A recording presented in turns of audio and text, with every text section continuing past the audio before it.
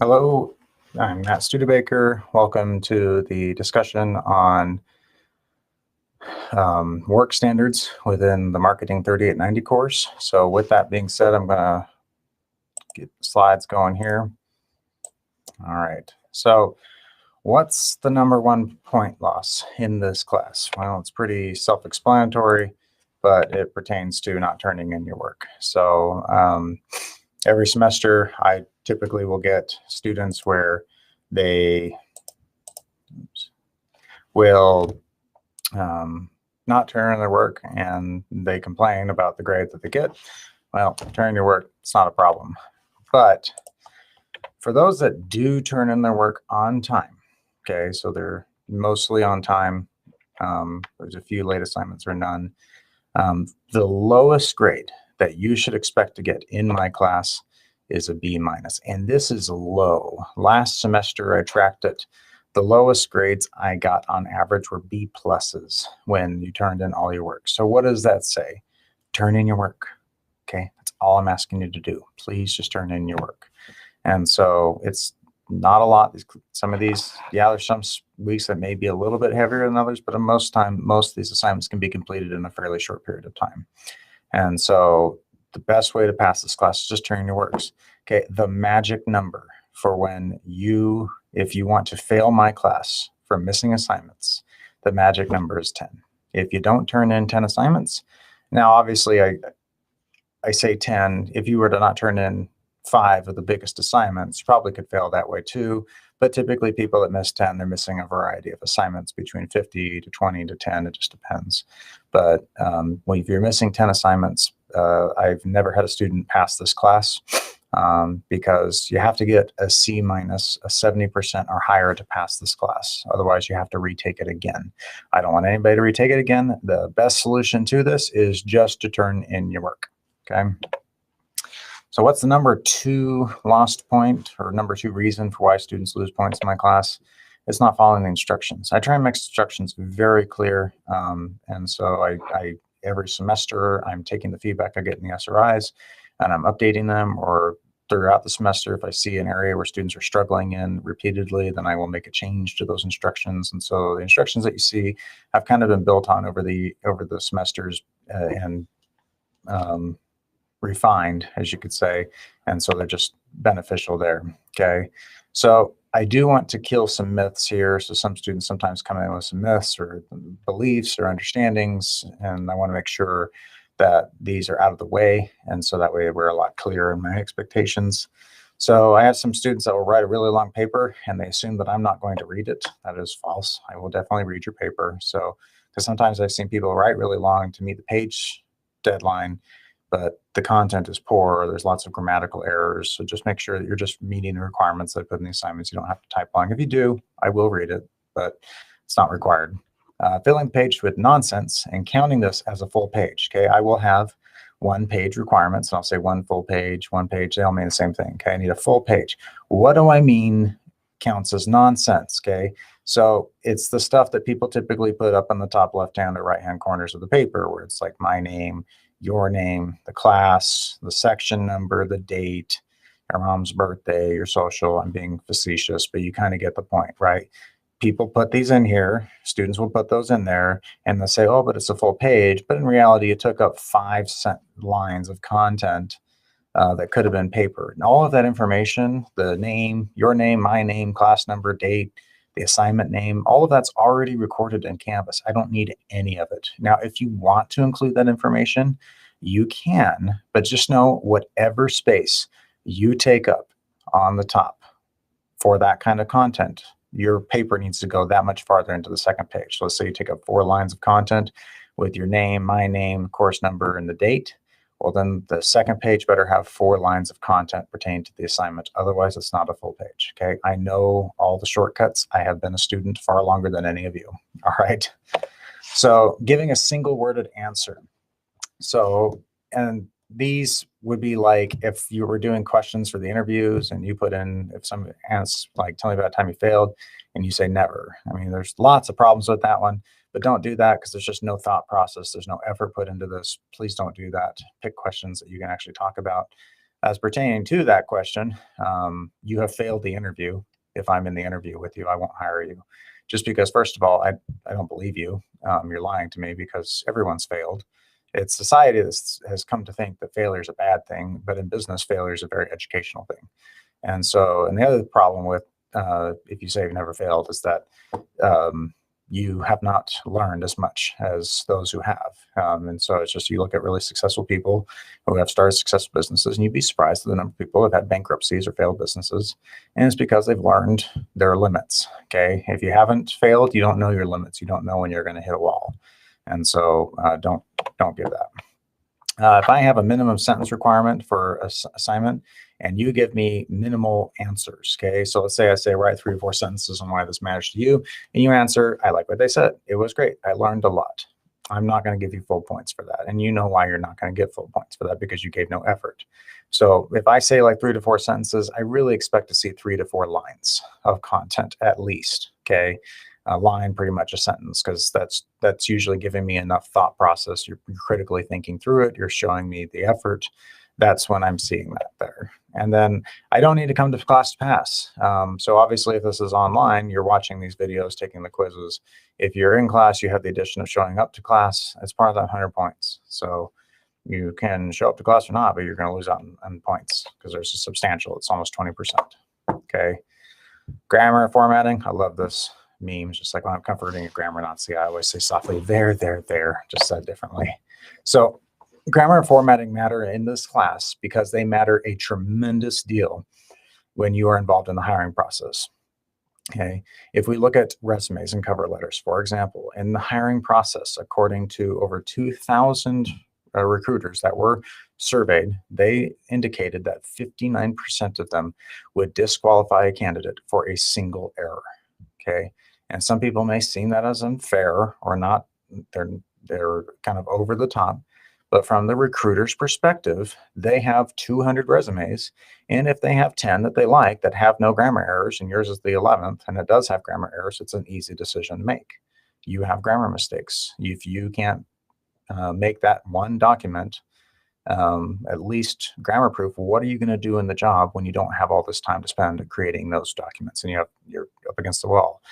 They usually will say, well, if I see grammar errors here, I just multiply it by 10, and that's what you are in real life. And so that's why a big reason why they don't like it. And so that's why in this class, I definitely look at grammar. Okay. And so I'm not trying to be a pain in the ass. I'm trying to be realistic that this stuff, like, maybe it gives you a ding in the grade here or there, but this could cost you the job of your dreams, the job that you want, get the company you want. Okay, it could cost you those opportunities, and I don't want that to be the case.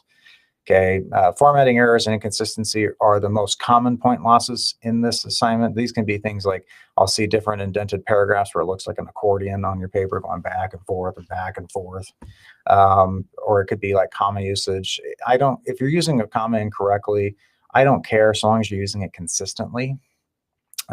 Single versus double spacing after periods. I don't know why people still double space after periods. Okay. If you don't know where double spacing after periods came from, it came from the typewriter. And I'm pretty sure none of you use a typewriter. It's single space after a period. Okay. I know English 1010 or English 2010 or your high school teacher taught that, but nobody in business cares anymore. Okay. Just one space afterwards. The most points I see lost are from people on grammar mistakes for formatting is when I see people use double spacings because they forget to double space. All right. If you did use different fonts and sizes, I've seen some one-page paper have 4 different fonts, and then consequently like multiple different sizes. Okay. And the list can go on. I don't want to spend everything. So the big deal here is just being consistency. Consistency in writing is professional. Okay. For example, in your MBA, most MBAs out there, this was the case with mine where I went for my MBA, they didn't care so much as long as they weren't like really bad grammar mistakes, like maybe like with commas or like semicolons or things like that. If you didn't use it correctly, but you were consistent in its use, they were fine with it. And that's the case with me. Maybe use the comma incorrectly or something like that. But as long as you're consistent in its use, I'm not going to dock you for every time I see it. I may just say, hey, this one was wrong here, but you use it consistently, so there you go. But the problem is when you're inconsistent, it becomes much more visible. And this is why consistency is very important, especially on the documents that you do when you get into career planning and career preparation. Whatever style grammar you want to choose, MLA, APA, I don't really care. Just stick to one. Okay, just pick it. All right. Some people kind of jump back and forth. I don't care in this class, whatever you want to use it, but just stick to one. And then real quick, I mentioned double spacing after periods. Okay. Some people really like to put exclamation points after every sentence. Okay. That is over the top. I remember because I got my undergrad in PR and communications or grammar. If you want to meet grammar Nazi degree, that's grammar Nazi degree. Okay. I remember my PR writing class. If you got a single grammar error on your paper, you got a full letter grade drop. So you went from an A to a B.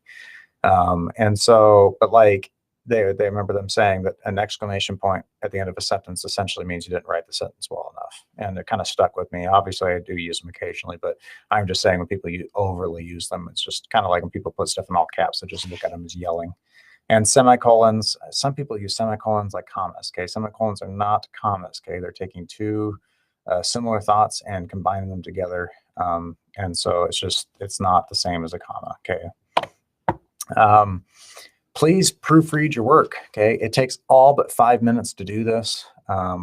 Unfortunately, most students don't that have grammar errors. I can tell because you should be able to tell if you just reread it. Okay, just look at it again real quick. It doesn't take a long time. Just some strategies I've seen people proofreading. So proofread each sentence after writing it. This is what I do, so then I don't have to go back and do it again. Okay. After completing the assignment, just step away for a couple of minutes, come back, look at it, see if it, read it again, see if it looks good. Maybe have someone else read it. Okay. You also have the writing lab. The writing lab is open. They're there to help you. You can use them. And we're not going to watch this video. And so if you want to watch them, these slides are on Canvas under module 1. And then, so the forbidden statements in this class. So there are 3 types in this class that if you use them, you are going to lose points. If I see this verbiage when you're writing about your qualifications or your skills, especially in like the resume or the cover letter, but other documents as well. So like your interview questions, other assignments. But I feel, I believe the problem with those 3 statements is they display zero confidence in your skill set or your qualifications. Okay, what do you think they're going to see when they ask you, can you do this job? And you say, I think I can, or I feel like I could, or I believe I can, if this job has any kind of weight to it, like you're dealing with big projects that represent the company or the brand of the company, millions of dollars and like inventory management or product shipment, whatever the case, they're not going to want to hire somebody that doesn't know. Okay. You just seem very unsure of yourself when you use these statements. Do not use them. I will dock you points for them because they make you appear weak. Okay, you need to replace them with statements like I am, or I know, or I have, or something to that equivalent. Okay, because these just have more confidence. Now, some people avoid these because they want to avoid them because they don't want to appear arrogant. There's a big difference between arrogance and confidence, and I will explain it. I want you to look at these 2 phrases, okay? So here's the first one. I am the best person that you're going to hire, period. Okay, that's it. Does sound a little arrogant. Okay, now listen, I'm going to say the same thing, but I'm going to change it right up at the end. I know that I'm the best person to hire because of my many years of experience doing this. And then I give those experience. Okay, it's no longer a matter of arrogance anymore because it's a matter of confidence. I can say that I'm the best hire because I have the evidence to prove it. Okay, now it's confidence. So if you want to avoid arrogance, just present evidence. Okay, and the evidence is what produces the confidence, and that comes across very well. And so just focus on that. Now let's talk about time management for a little bit here. I love this. Not sure if overworked or just bad at time management. Okay, I've been there. So procrastination. All right. Obviously, I used to have a shirt that I may still have it. It's maybe buried in storage, but I'd wear it when I went to school just to mess with teachers. But it says top 10 reasons I procrastinate. Number 1, and that was the end of the shirt. And so, but like this is a real problem in this class. Is a lot of students procrastinate. I've been there. I procrastinate. I'm not talking like I'm some angel at it, right? It takes conscious effort for me to make sure that I'm on top of things. But how many students wait until 2 hours before the assignment is due to submit their homework? About 80% or more. Okay, so a lot of students wait until like 2 hours before midnight on Sunday. For those who turned in their work at least a day in advance, I've tracked this. The average grade is an A for those students. So if you want to maintain the level of an A student in this class or just have the grade that you want, be more proactive. Okay. These assignments, like I said, they shouldn't take a long time to do them, a few hours a week.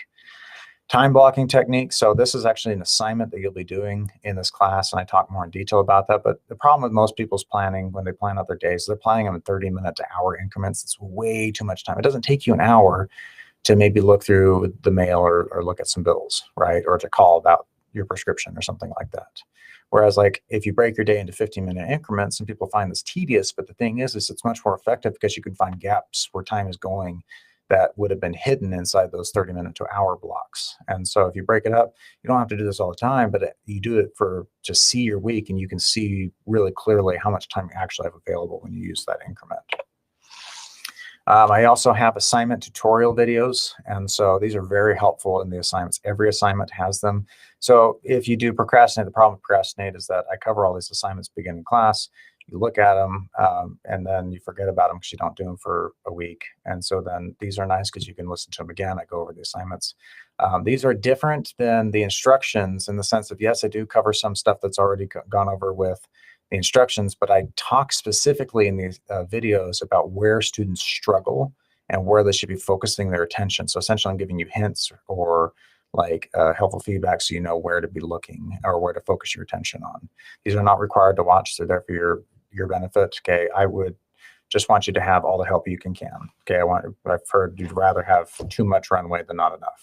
All right, and then late work. All assignments, excluding the final project and the final, are all due Sunday night at midnight. Okay, now with that said, I don't grade them late if it's 12:01, right, or 12 o'clock in the morning. I won't do that. My rule is I won't grade it late until the sun is rising. Okay, so if you're up to 5 in the morning doing this, that's on you. I guess you don't like sleep. I will definitely be asleep, but I will still count on time if it's nighttime when it comes in. I do accept late work up until 2 weeks after the assignment is due. So this means that you had the entire week that is due. Okay, I mean you have the whole semester. All the assignments are open the whole semester to do them.